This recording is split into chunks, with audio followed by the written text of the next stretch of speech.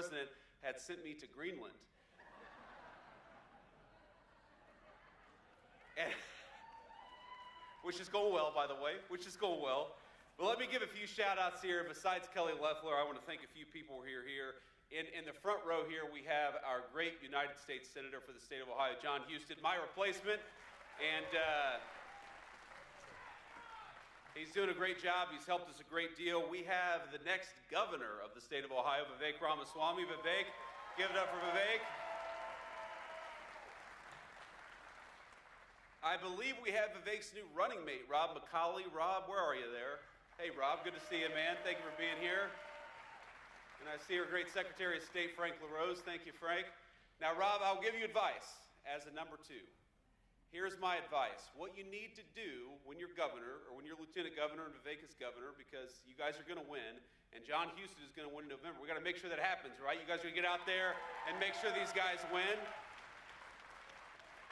We're going to be with you every step of the way, but when Rob is lieutenant governor, the secret to being a successful number 2 is to take credit for every single good thing the administration does. And when anybody criticizes the administration, you can step back and say, that was not me, that was number 1. That is how you be a successful lieutenant governor for the state of Ohio. That's my approach as Vice President of the United States, and I see my dear friend, Jay Edwards, who's running for treasurer. Jay, it's good to see you, man. Thanks for everything that you've done for our state and our country. Now, I'm headed from here to Minneapolis, where we're going to talk with some of our ICE agents, talk with local officials about how we can turn down the chaos. And my simple piece of advice to them is going to be, look, if you want to turn down the chaos in Minneapolis, stop fighting immigration enforcement and accept that we have to have a border in this country. It's not that hard.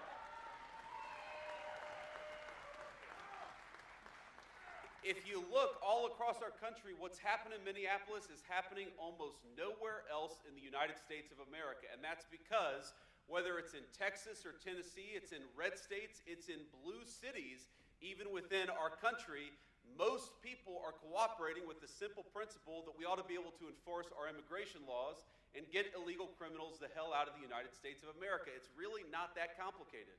But in a few distinct cities, you see this craziness because the far left has decided that the United States of America shouldn't have a border anymore, and they are willing to fight and penalize and dox and even assault our law enforcement officers in order to fight for the basic principle that anybody ought to be able to come into the United States of America. Well, I'll tell you right now, the Trump administration, we reject that. We are going to get illegal criminals out of our country, and we're not going to let a few left-wing radicals stop us.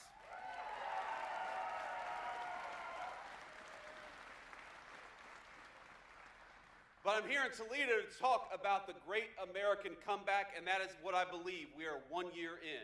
We are 1 year in to raising wages for workers instead of declining wages for workers. We're 1 year in to $18 trillion of new investment for the United States of America instead of investment going to every other country but the United States of America. We're 1 year in to getting illegal aliens out of our country so that American homes can go to American citizens, which is exactly where they ought to go. And we are 1 year in to seeing lower inflation and bigger paychecks and more opportunity for the American worker. Ladies and gentlemen, I think that we are on the cusp of the greatest economic year in the history of the United States of America because we're doing something new for a change. We're investing in you. We're investing in American workers. We're investing in American businesses, and we're saying to everybody that the United States is open for business, but only if you invest in our great American people and our great American businesses. We are done with the old approach of shipping American jobs overseas and investing in everybody else. We're back to investing in the American worker, and we're not going to stop fighting for you until we return America to the true golden age of great American prosperity.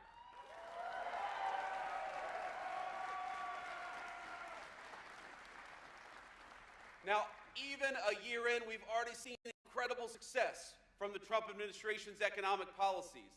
The IRS says that this is going to be the biggest tax refund year in the history of the United States of America. And I know there are a lot of far-left Democrats like Marcy Kaptur who don't like it when the government gives you back your hard-earned money, but the Trump administration believes that you earned it, you ought to keep it, and we ought to keep our hands the hell out of your pocket in Washington, D.C.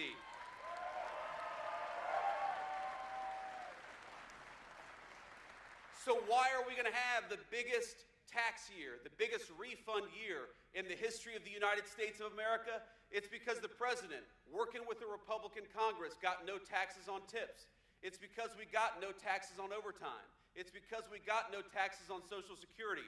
3 promises that we ran on, 3 promises the President of the United States kept, and because of it, every single person in this room and every single person in the state of Ohio is going to benefit from it. That's what we said we were going to do. We were going to end the green energy scam and invest in American energy workers, and we did it.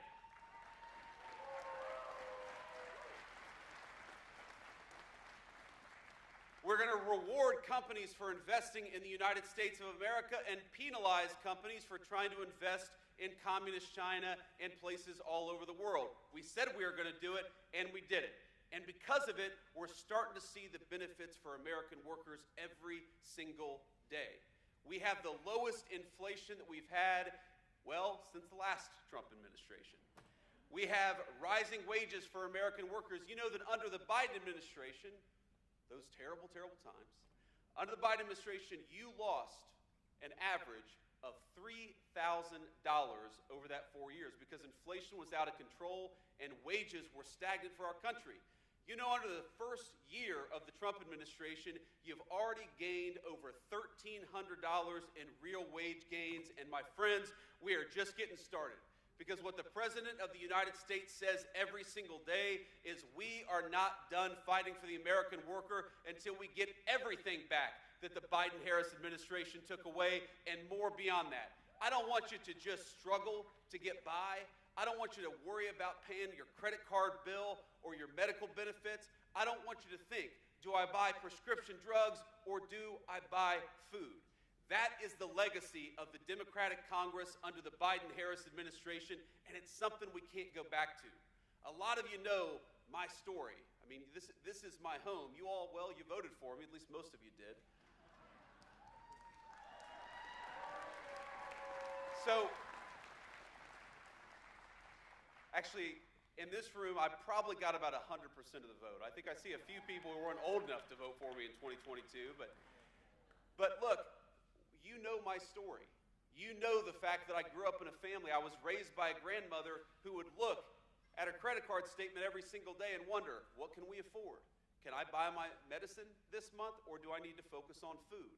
Can we take a little bit extra maybe and buy those pills that she needed in order to stay healthy and keep our family afloat? These are the decisions that way too many families had to take under the Biden administration. And under the Trump administration, we want better for you. And we're fighting better for you every single day. We want you to have enough prosperity to, yes, buy the things that you need, to, yes, buy those medications and put food on the table, but maybe to take a little vacation. Because if you work hard every single day, you ought to be able to enjoy the fruits of your labor. Maybe you want to buy something extra for your kids. Maybe you want to do something that you couldn't do when you were a kid, because that is the promise of the American dream, that we leave the next generation a little bit better off than the generation that came before. And what we had under the Biden-Harris administration is lower wages, we had higher prices, we had more people struggling to get by, and more people who gave up on the essentials instead of buying the things that they needed to buy. What we have under the Trump administration is a totally different approach. And what we're trying to do, and what we've already done a lot over the last year, is made you wealthier, has made your communities safer, has gotten those illegal aliens out of the United States of America, and is trying to rebuild that all-important American dream. So I have a very simple question. Do we, 1 year into this great American recovery, do we want to go back to the failed policies of the Biden-Harris administration? No, we don't. So let's keep doubling down on American prosperity. Let's keep doubling down on the American worker. And let's tell Marcy Kaptur and the rest of the crazy congressional Democrats that we are not going back. We are going forward to a brighter future for every single one of our citizens.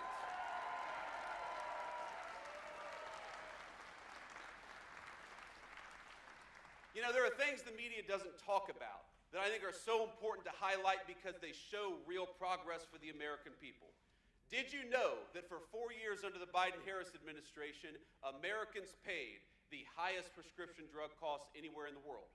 And we did it because we had an administration that refused to go to Big Pharma and say, this is ridiculous that you're charging 1/10 the price in England or in France that you are in the United States of America. So what did the president do?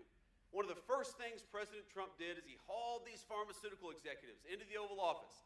He wasn't getting any help from Congress, though we certainly would have appreciated Marcy Kaptur helping us lower prescription drug costs, but we weren't getting that help. So what did he do? He brought the pharma executives into the Oval Office and he said, you are done forcing Americans to pay more for prescription drugs than any other country anywhere in the world. And so now, thanks to the president's leadership and thanks to the support of our congressional allies like John Huston, we have prescription drug costs coming down in this country for the very first time. Whether it's antibiotics or whether it's cancer drugs, whether it's the most advanced therapeutics that exist anywhere in the world, Americans are seeing lower costs. And they're going to keep on seeing lower costs because the President of the United States had the courage to fight for you rather than international pharmaceutical companies.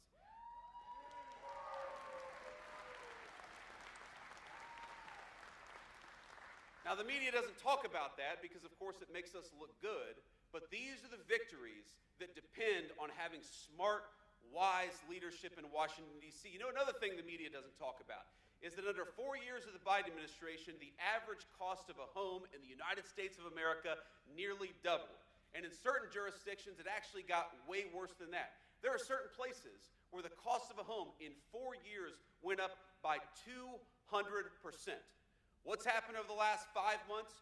Rents have gone down over the past 5 months. And so though there's still a lot of work left to do, we're finally seeing more Americans being interested, especially our young families, being interested in buying a home for the first time.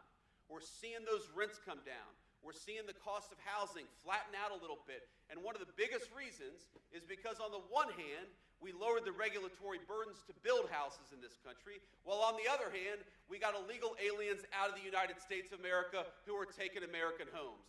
That is how you lower prices. Focus on American workers and invest in American home building. You don't give all of our homes to illegal aliens. That is the legacy of the Biden-Harris administration.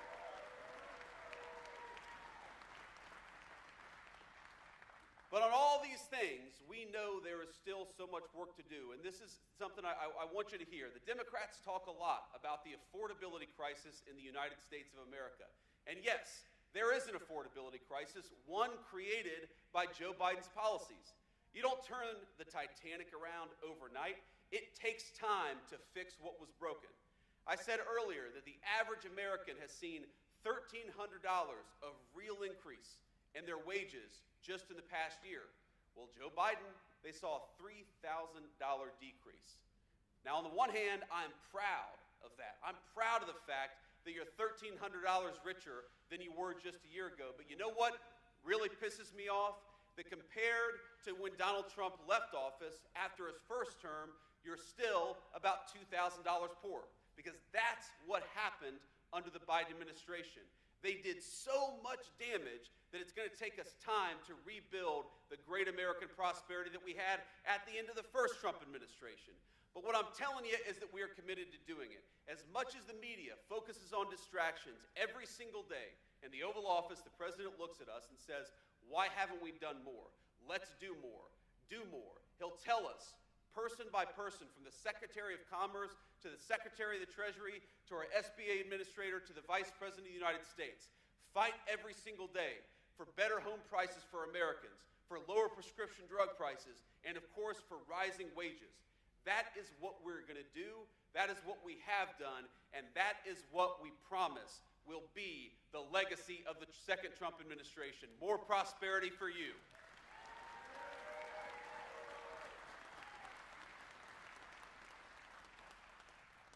Now, I want to take a few questions from the media, but before I do, I just want to close with this thought. So, you know, growing up in Middletown, Ohio, which is pretty much due south on I-75, a lot of you probably spent time in Middletown in the same way that growing up I spent a fair amount of time in Toledo. The story of towns like Toledo, the story of towns like Middletown when I was growing up was one of decline. It was a story of factories closing down, of good people losing their jobs, of families that were fracturing under the financial stress that sometimes comes when people lose that access to a good job. That is not the future that we should expect for our children. We should demand better from our leaders, and that's exactly what the Trump administration is promising. Not a story where you open up the morning paper or you turn on the TV and you see a factory that's closed down, but you see a new factory that's being built. Not a story where your neighbor lost their job, but a story where your neighbor gets a new and better job because of what is being built right here in towns like Toledo. Not communities that are unsafe, where you get mugged or murdered walking down the street, but where every single person, rich or poor, black or white, can enjoy their God-given right to public safety in their own community because we're fighting for law enforcement as opposed to against law enforcement like the last administration.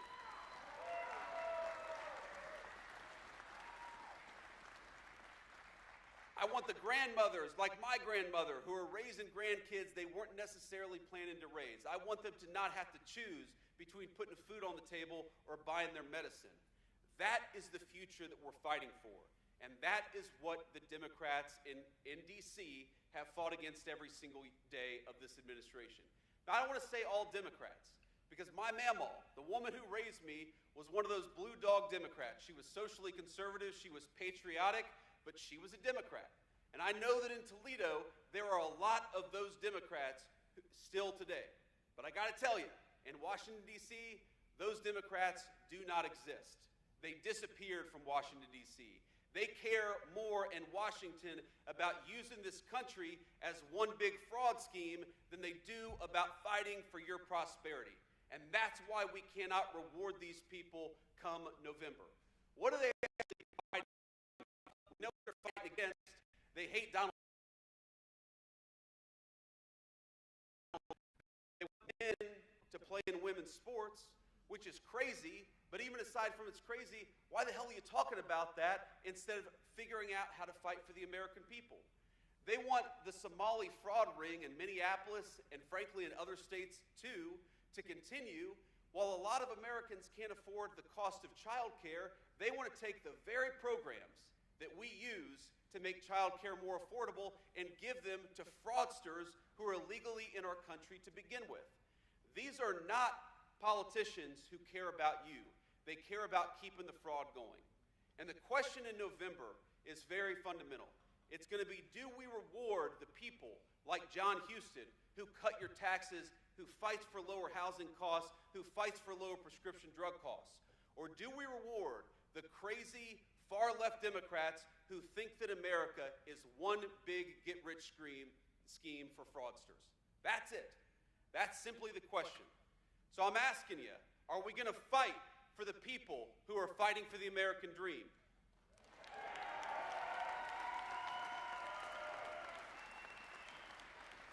Are we going to send a message to the far-left radicals that this country belongs to American citizens, not to illegal aliens? Are we going to fight for the American dream for people like my grandmother and people like your children every single day? So let's remember what we're fighting for this November. It's to have political leadership in this country that fights for the American people, that fights for the American dream. Don't forget it, my friends. Let's work hard. Let's elect these great candidates to higher office, because that's the only way we are going to send a message to the Democrats that this country belongs to Americans and that the American dream belongs to the citizens who built this nation. God bless you, and thank you for having me.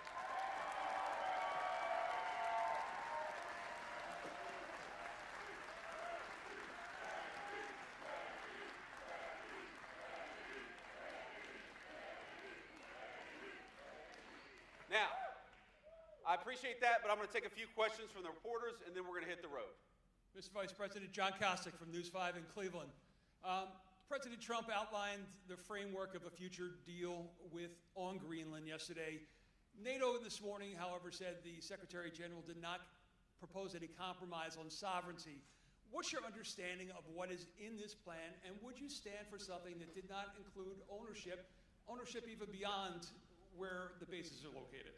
So John, first of all, it's good to see you again. John is, this is going to ruin his reputation among his liberal media peers, but John is one of my favorite journalists in the state of Ohio. He's a great TV journalist from Cleveland. And I used to joke with John that if he ran for high office, maybe back in 2012, 2013, he would have won, because his name is almost exactly the same as John Kasich. And that if he ran in 2024, he would have got his ass kicked. So it's amazing how things change, John. But I see you're still doing great things on Greenland. First of all, we're here to talk about the great American comeback. And that's what the president is focused on. That's why the president went to Davos. You know why? Because he wants more investment from all over the world in the United States of America. You'll hear this number thrown out, $18 trillion of new investment. You know what that means? That means new factories, that means new plants, that means new oil refineries and new energy facilities in the United States of America. Because for so long, our government had the policy that we were going to invest in other countries. No. We want other countries to invest right here in the United States of America, and that's why the president went to Davos, to say that America is open for business, but America is open for business so long as you're building right here in Toledo and all across our great country. That is the message. Now on Greenland, simple fact is Greenland matters to American national security because our entire missile defense relies on securing the Arctic. This is something the media who's obsessed with Greenland, they completely forget why Greenland matters.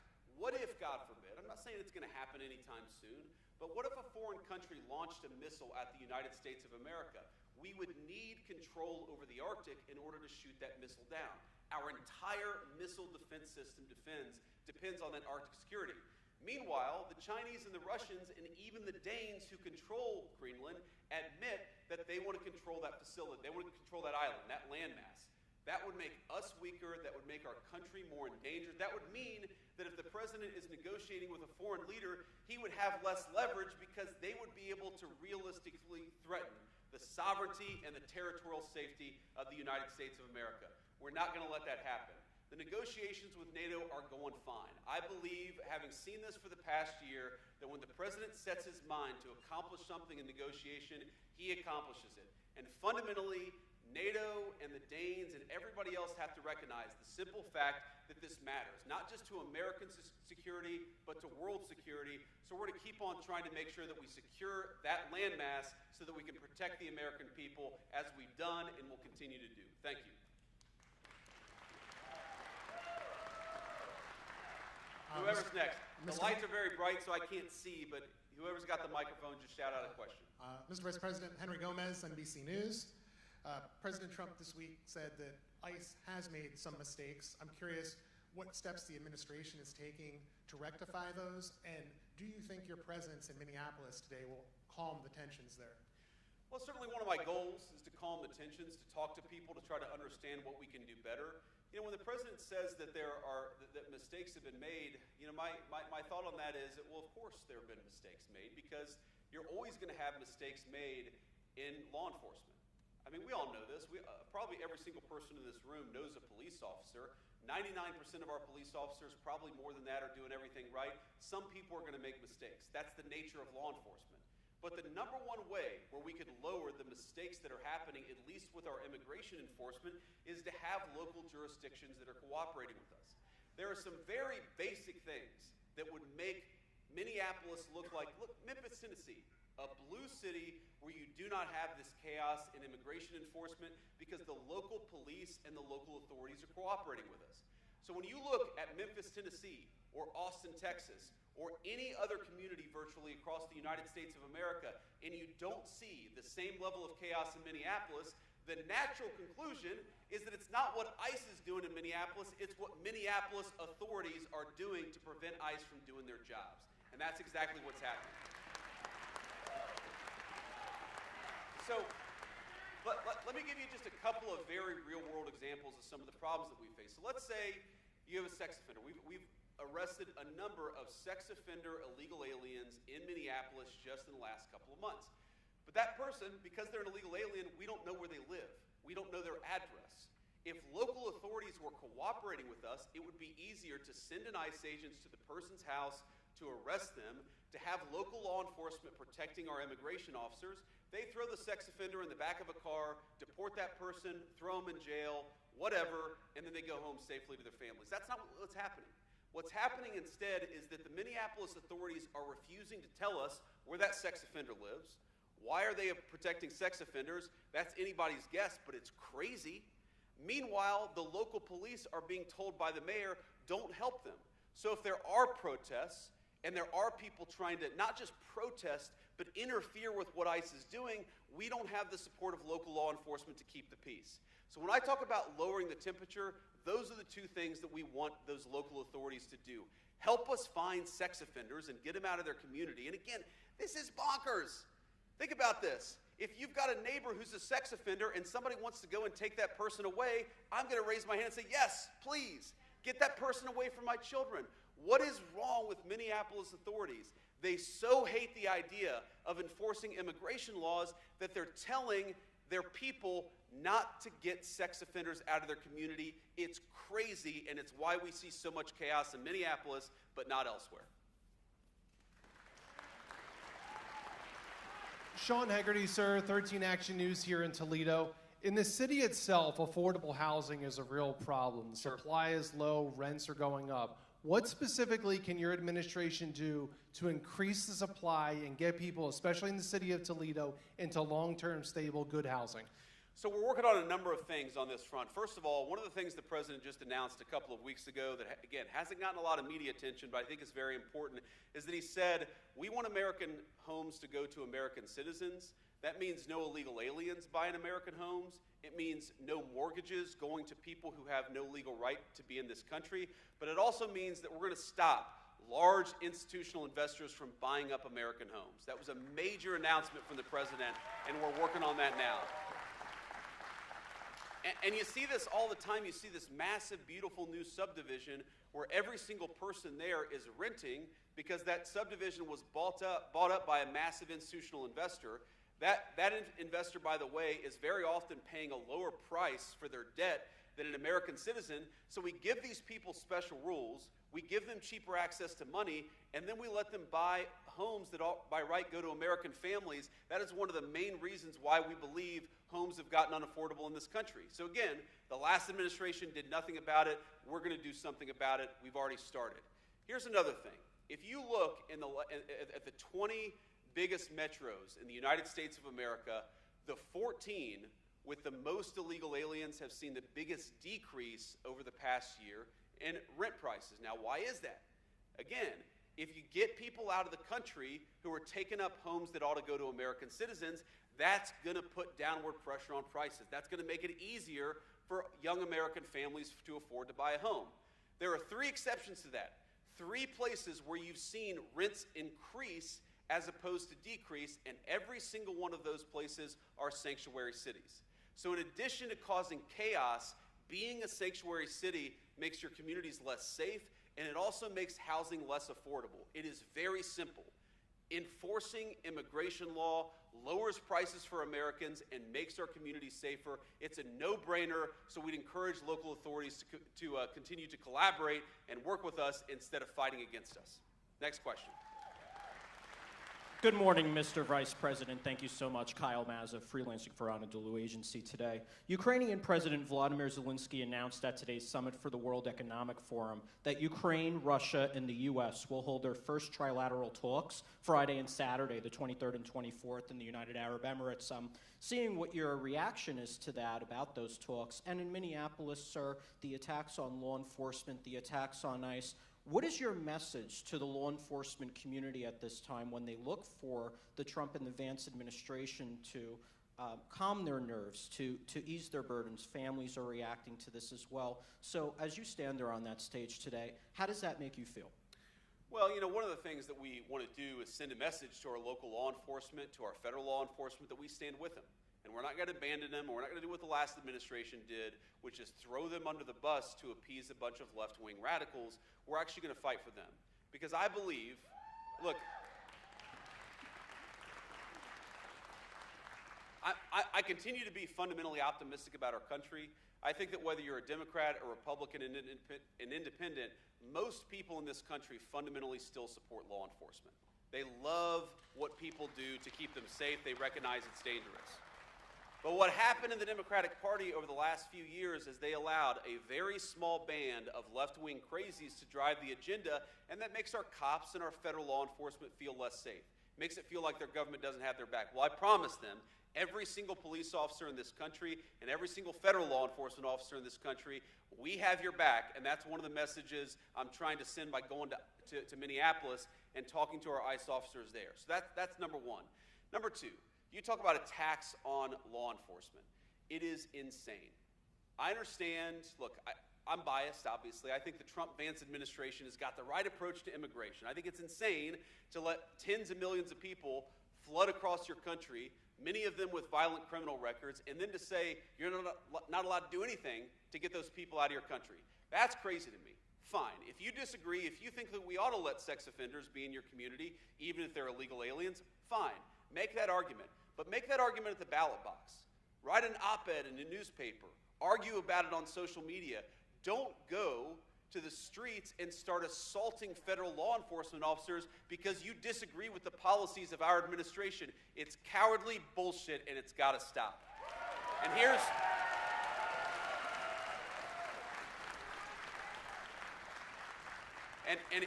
the excuse my language to all the kids there. I'm sorry. Got a little fired up. I was raised by a woman who cussed a lot, so sometimes I do too. My wife's on me. We're working on it. But here's the final point about this. People who assault federal law enforcement or local law enforcement will be shown no quarter. I just, probably 5 minutes before I got on stage, I got a message from our great Attorney General, Pam Bondi. You know what Pam said to me? That they finally arrested the ringleader of those church protests in Minneapolis.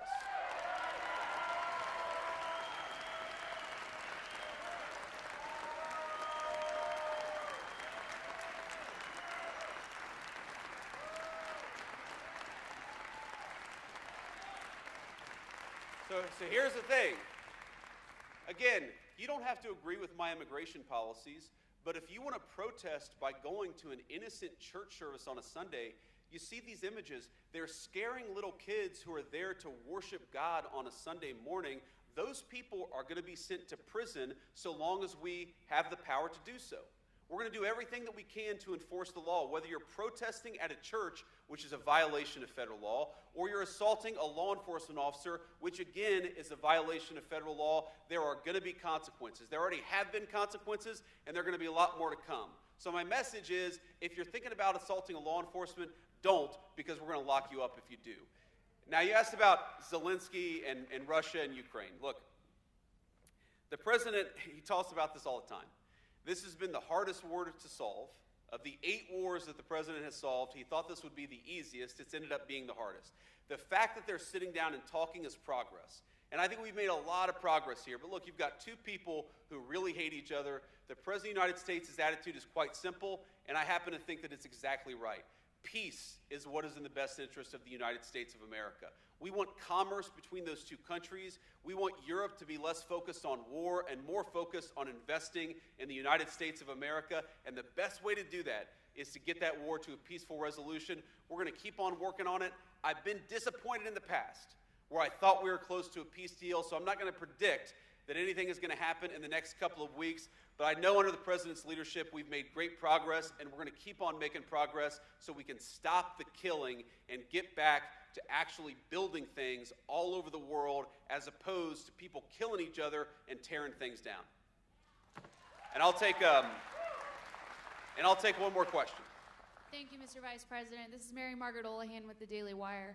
I know you were here in September in Minneapolis after an attack on a church that killed school children. What does it mean to you that this attack, another attack, happened on a church last weekend, and do you want to see more arrests for this attack? So, Mary, yes, I certainly want to see more arrests because I've seen the videos and there are very clearly more people who have violated the law. Now, I'll let the Department of Justice speak to that because, as you know, Actually getting an arrest warrant is not a walk in the park necessarily. There's a legal process that we have in this country, and rightfully so.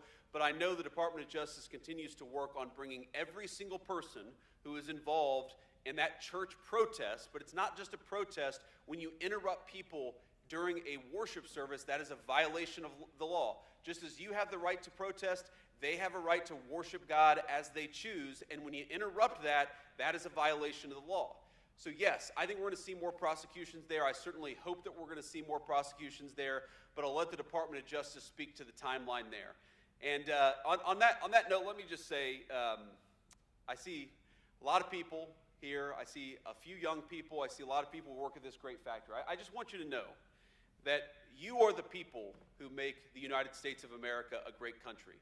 When I think about all the great things about our nation, all the great things that we've accomplished, the world wars that we've won, we've gone to the moon, we've cured diseases that nobody else thought could be cured.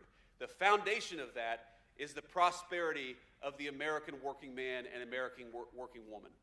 You guys are the reason why we're able to do incredible things as the United States of America. We talk about our great foreign policy accomplishments. That starts right here in Toledo, Ohio.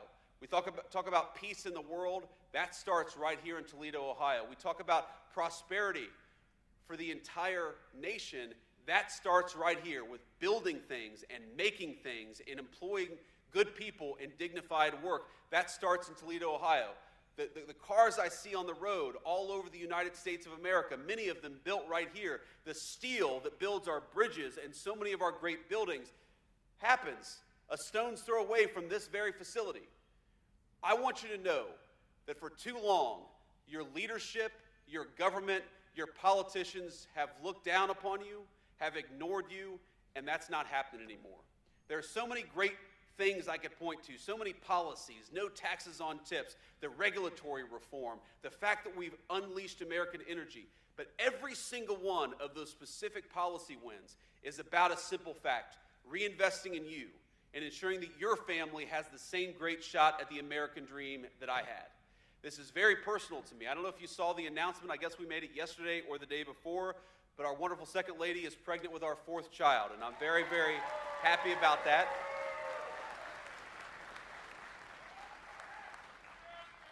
You know, we were debating having a 4th child, and I said, honey, you know, the new Trump accounts and the increased child tax credit are coming online. We got to take advantage of this stuff.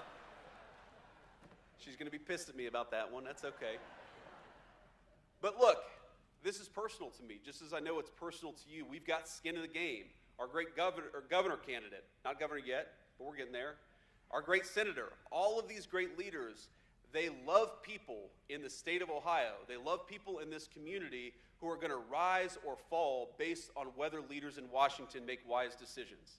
I'm not saying you're going to agree with everything that we do, though I know in this room we got a lot more agreement than disagreement. But what I am promising you is that every day for the next 3 years, so long as I am the Vice President of the United States, so long as Donald Trump is the President of the United States, we will remember that you are what makes America great, and we'll never stop fighting for you. God bless you. It's good to be home. Thank you.